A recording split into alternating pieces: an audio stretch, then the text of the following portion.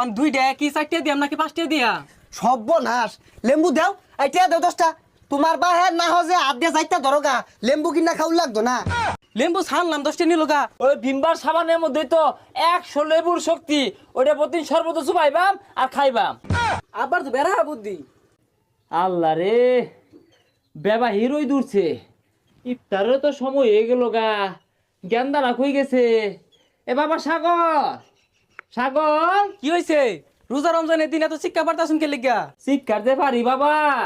আজকে তো বেড়া চড়া দিন, বেবা হিরোই দূরছে। তে শরবতের ব্যবস্থা হলো লাগতো না?